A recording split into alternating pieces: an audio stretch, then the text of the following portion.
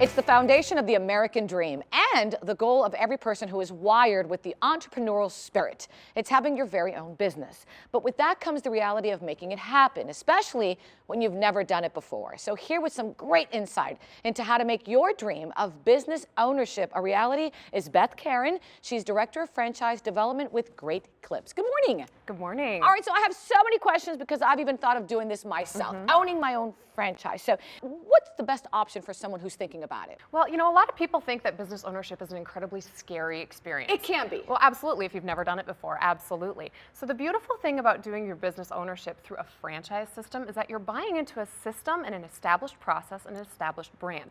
So you may have an incredibly strong skill set in finance and accounting, but you might not know anything about marketing or real estate.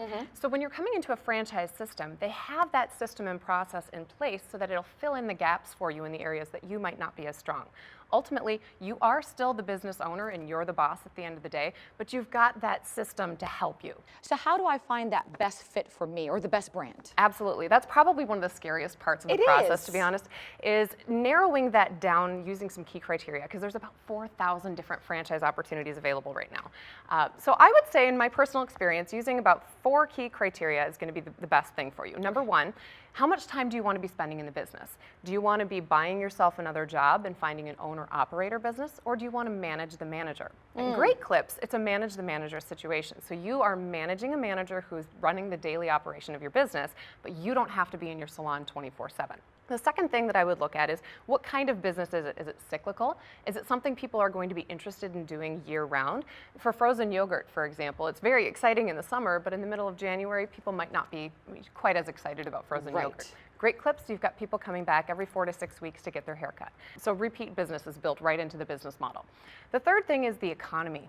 How does the economy impact your business? With Great Clips, it's recession resistant. It is, because every woman out there will get their hair done no matter what. Absolutely, and guys too. Guys are coming back every 4 to 6 weeks to get their haircut. That's true. So it doesn't matter what the economy looks like, people always need to get a haircut.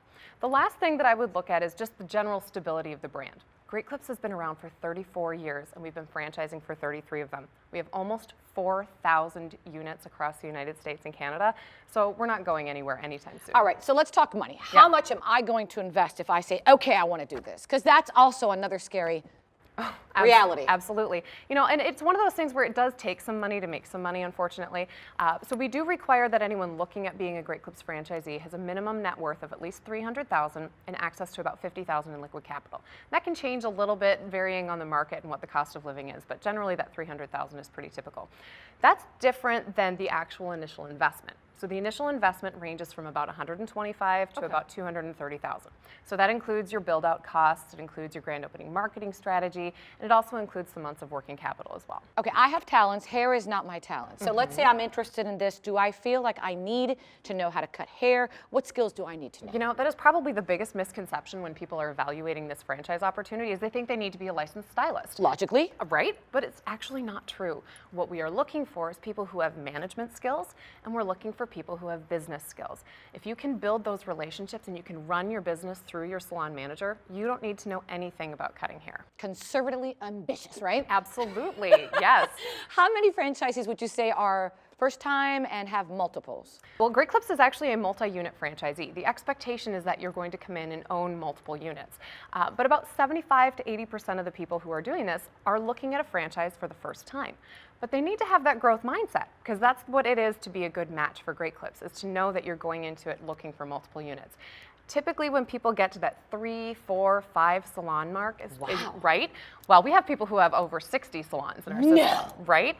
But about 3 to 5 salons is kind of that sweet spot where people take a look at transitioning from their corporate career, leaving that, and moving solely into business ownership. So that's one of the beautiful things about having that conservatively ambitious mindset, is if you're a little bit scared about leaving the corporate job and leaving the security of that paycheck every 2 weeks and the 401k contributions, you can kind of have the best of both worlds and keep that full-time job and eventually transition into full-time business ownership when you feel a little bit more comfortable. And it's really growing. I was reading here, you're the largest, fastest growing hair salon brand in the world, and your salons are 100% franchisee owned. What I also love is you you really do give back to. It's not only just taking in, it's giving back. Absolutely. To the community. That's a huge part of the Great Clips culture.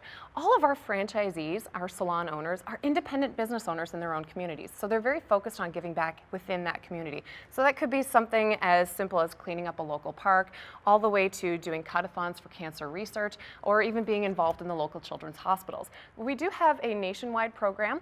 It's called Clips of Kindness, and that's something that's near and dear to our hearts because we want to ensure to make life a little bit better for people who are suffering from hair loss with cancer treatments.